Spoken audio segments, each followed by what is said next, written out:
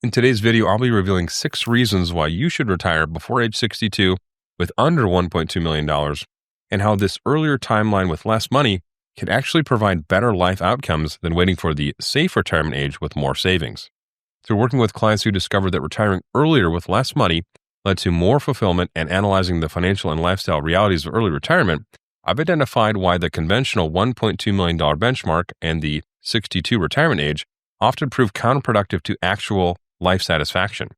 That's exactly why I'm making this video today, to challenge that assumption that you need more than $1.2 million to retire and show why retiring before 62 can really provide superior outcomes when it comes to health and happiness and just overall quality of life. Now, if you're new to the channel, my name is Ben. I've been a financial advisor for almost 20 years, focusing on retirement planning, and I want to help make your retirement even better. All right, reason number 1 to retire before age 62 with under $1.2 million, and that is strong cash flow from guaranteed sources. So one of the most overlooked reasons why you could retire earlier than you think is when your guaranteed income sources, things like pensions and Social Security, already provide a surprisingly strong foundation, even if they won't start on day 1 of retirement. Now, you might not even realize it, but even an average Social Security benefit could represent several hundred thousands of dollars in portfolio value. Of course, it's paid out to you in lifetime income. So it's a massive asset that I think a lot of people underestimate. Now, of course, if both spouses are eligible for Social Security, right, your combined benefit could be maybe 50 or maybe 70% of all of your essential expenses. It's a really big deal. The tricky part, though, is that these income sources often start at different times, right? Maybe one spouse claims their Social Security benefit earlier, maybe one delays, maybe there's a pension in the mix that starts a few years later, right?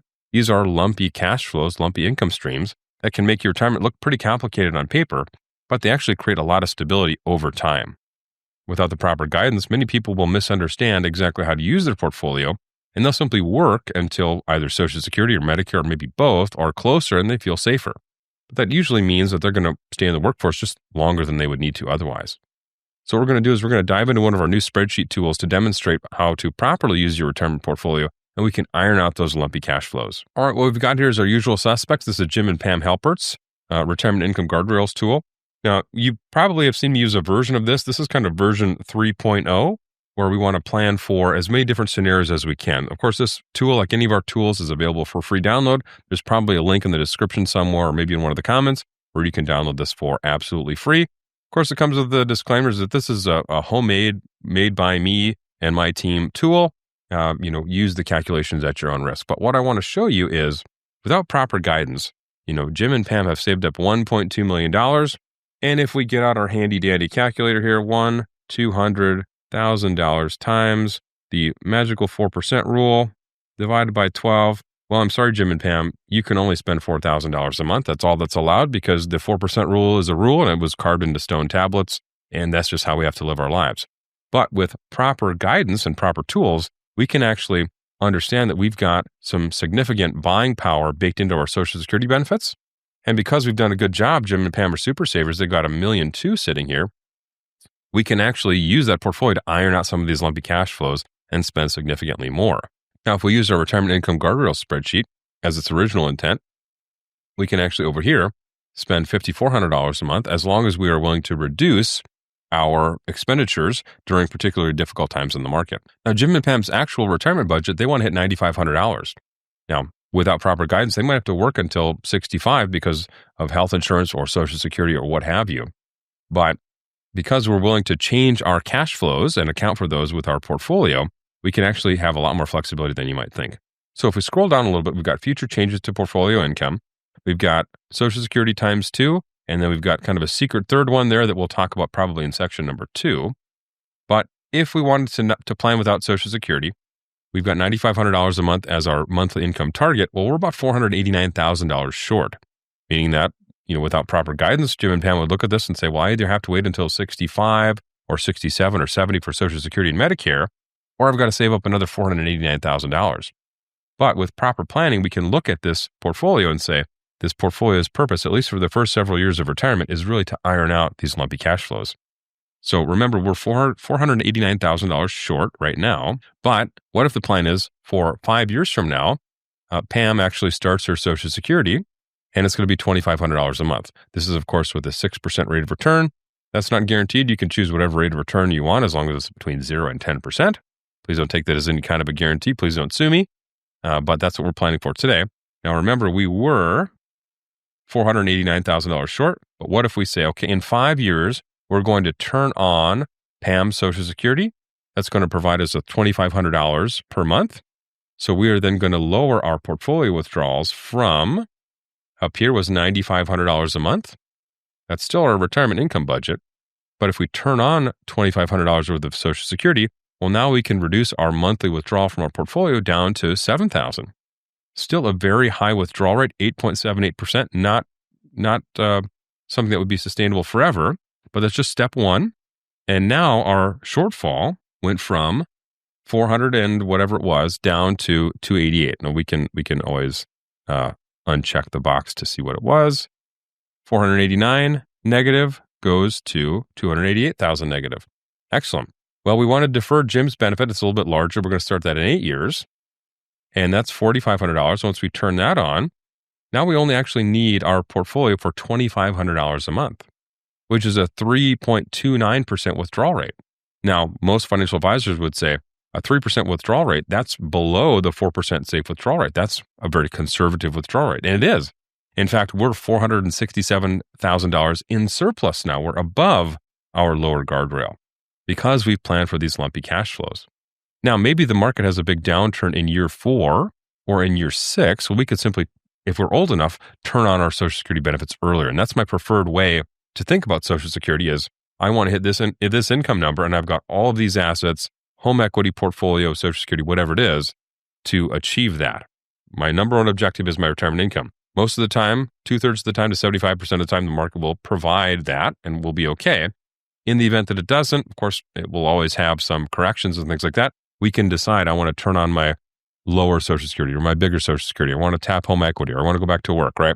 We're planning these contingencies out ahead of time. And I really think that's the best way to plan for retirement income, to plan for Social Security, is to look at everything together and make these decisions holistically, not each individual item standing alone. Now, when you see that your guaranteed income will eventually cover most of your retirement basics, you'll realize that you don't have to keep waiting for a milestone number in your retirement accounts, which leads us to reason number 2 to retire before 62 with $1.2 million is that you're very close to paying off your house. Now, if you're within a few years of paying off your mortgage, you might already be financially independent. You just really can't see beyond that stubborn mortgage payment.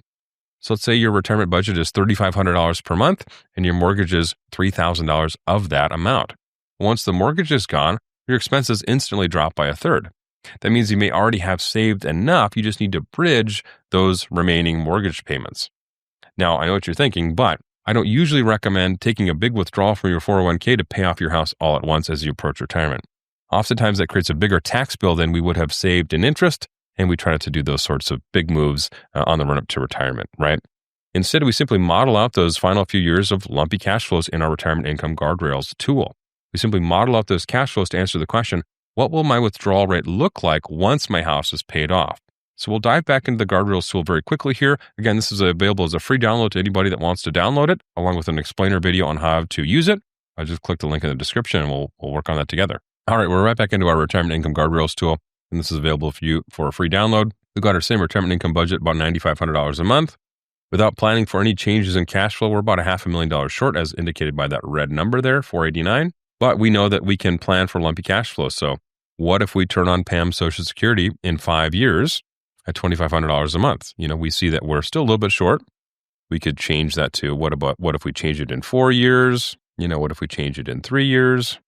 You know, you can really play with these numbers to kind of start to visualize what that might look like, right? Then we start Jim's Social Security maybe in 8 years, or maybe we start a little bit sooner. We really won't know until the market starts to be uncooperative when we're going to start turning on our Social Security benefits. But just to make this example look a little bit more difficult, let's say Pam's going to start in 6 years and Jim is going to start in, I don't know, let's say 10 years. All right, I want this number to be negative so I can show you the example here. Jim and Pam have done too good of a job saving. All right, we're only $94,000, above our lower guardrail. We still don't feel hyper comfortable to pull the trigger and retire before 62 with less than $1.2 million. But we know that we have this house that's going to be paid off at some amount of time. Let's say it's going to be paid off in 2 years. Now, our choice is to work for 2 more years or maybe to take whatever the balance is out of our 401k and pay it off. I don't really love either of those. I'd like to just visualize how my cash flow is going to change. that we know when Pam starts her Social Security, we're going to reduce our cash flow by $2,500 from the portfolio. We're turning on $2,500 of income and turning off $2,500 from our portfolio. Same thing when Jim retires and collects Social Security $4,500. And then look at what happens. We've got a $94,000 surplus, just barely above our guardrail. Then we pay off our house, which means that we're going to take $3,000 less out of our portfolio. Still same net spending power. We just one bill went away, so we don't have to take that much money out of our retirement income portfolio. And look at that. We've got $1.1 million above our guardrail, meaning we have that much in surplus.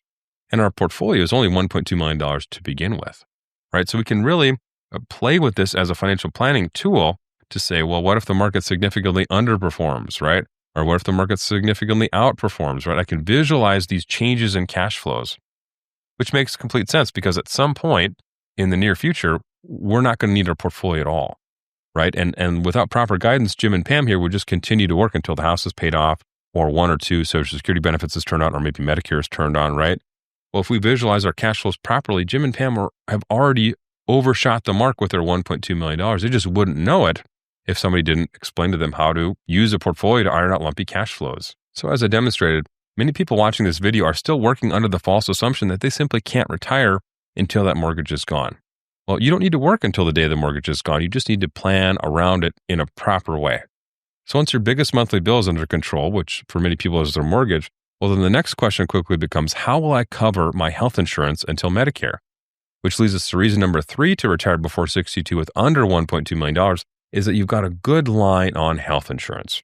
Health insurance is often the biggest reason people hesitate to retire before age 65, but it really doesn't have to be. Right? If you can bridge coverage for those pre-Medicare years, you can often retire far sooner than 65. And that could be through COBRA, which extends your employer coverage for up to 18 months, or through a company buyout that includes retiree health benefits. Unfortunately, or fortunately, depending on where you sit, something like that tends to be more common during recessionary times. And for many people, the Affordable Care Act marketplace offers affordable options once you understand how the subsidies work, right? Those subsidies are based on your modified adjusted gross income.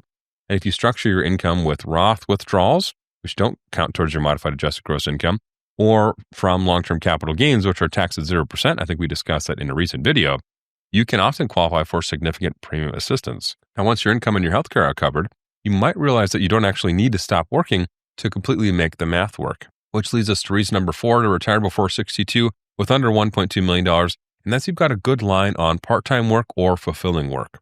Another great reason to retire before 62 is if you've got a good line on part-time work that makes you feel good and is actually fulfilling. That could be consulting work, it could be teaching, seasonal work, or maybe just something creative that you've always wanted to try. Really, the point here isn't the size of the paycheck, it's that a small amount of reliable income can really dramatically reduce your need to draw from your portfolio, especially for early retirees. I won't demonstrate it for you because we've already looked at the Retirement Income Guardrails tool a lot, but I would encourage you to download it and run some of these figures for yourself. But for somebody close to financial independence, an extra $2,000 or $3,000 a month really can be the difference between I'm almost ready for retirement versus I'm fully ready for retirement. So really think of retirement as a dimmer switch rather than an on-off switch. You don't have to go from full career to full retirement overnight. Right? You've got more options than that. So now that you understand the first 4 reasons about why you should retire before 62 with under $1.2 million, if you're wondering whether you can do that for yourself, go ahead and click on the link below, book some time with me, and I'll tell you if early retirement really is feasible for your unique situation. So now part-time work can bridge the early years, but what if you already know that you've got more resources that are coming later in life? And that brings us to reason number 5 to retire before 62 with $1.2 million is you've got a pretty good line on an inheritance. This one can feel a little bit uncomfortable to talk about. I recognize that, but it is important when we're talking about real-world retirement planning. If you are expecting an inheritance, meaning that your parents have specifically discussed that with you, that future capital can really meaningfully change this retirement math, especially in the later years of retirement, your retirement. So think about it this way. If you were diagnosed with a condition that shortened your lifespan, you'd likely retire sooner because you wouldn't need your portfolio to last as long. Well, in many ways, an inheritance works under that same logic. Your own personal funds don't need to last as long because at some unknown point in the future, you're going to receive a new influx of capital for your retirement. Of course, you don't want to spend it before you receive it, and you also don't want to work an extra decade if you're confident that some inheritance is coming. It's a tricky spot. You also don't want to become what's called a waiter. Now, a waiter is a funny term I heard on a podcast somewhere. that describes someone that's just waiting around for your inheritance, right? We don't want to become a waiter, right? We want to combine kind of all these good things we have in front of us. So if your current assets can really comfortably cover maybe the first 15 or 20 years of retirement, and then an inheritance at an unknown time could support the rest, well, that might be reason enough to move up your retirement timeline. And that brings us to the last, maybe most powerful reason of all, and that's one that spreadsheets just simply can't account for. And that's reason number 6 to retire before 62 with under $1.2 million. And that's you're waiting for permission that's really never going to come. Now, super savers, I know this about you because we can spot our own. I'm a super saver as well. Many super savers who delay retirement don't really do it because the math doesn't work. They do it because they're afraid or they're uncertain about what might happen next. After decades of saving and deferring gratification, it feels pretty dang unnatural to not only stop earning, but also start spending, stop earning and start spending. But really, at some point, you've got to realize that you've already won the game. And when we plug our real numbers into our retirement guardrails tool, many people discover that they can retire much sooner than they thought. Their plan works. It's just really the mindset that's not quite yet ready. So you don't need another $1 million. Really, you need a plan that proves that you're already at the finish line. So now that you understand all 6 reasons, let's look at how to determine if you can retire before 62 with under $1.2 million based on your specific situation. When you pull all those reasons together, a pattern really starts to emerge. Retiring before 62 with under $1.2 million isn't really about taking more risk or drastically changing your retirement income approach. It's about recognizing where your retirement security already comes from. Right? If your guaranteed income sources like Social Security and pensions, right, if they already cover largely or most of your essential expenses, right, we're well on our way to early retirement. If your biggest expense is your mortgage, but it's about to disappear, we're well on our way. If you've already solved for health insurance or you've got a small amount of part-time income to bridge that gap, you're well on your way. You're not rolling the dice, even if it feels like it, because you've already stacked the deck in your favor through careful decades of planning and measuring twice and cutting once. And if you know that future resources like an inheritance are going to arrive at some point in the future, well, that gives you even more flexibility. But maybe the most important piece is this. Stop waiting for someone else to tell you it's okay. You don't need permission. You need a plan that proves all of this is possible. And that's really the general lesson that's behind all of our spreadsheet retirement tools. We want to help you change your thinking about retirement and really see the full spectrum of the possibilities that you've afforded yourself by being a super saver. If you want help running your numbers with a pro, go ahead and click the link in the description, book some time with me, and we'll work on it together. I think you might find, like many of my clients do, that you've already crossed the finish line. You just haven't looked up yet. So that's what I got prepared for you this week. Again, my name is Ben, and I hope this video helped to make your retirement even better. We'll see you in the next one.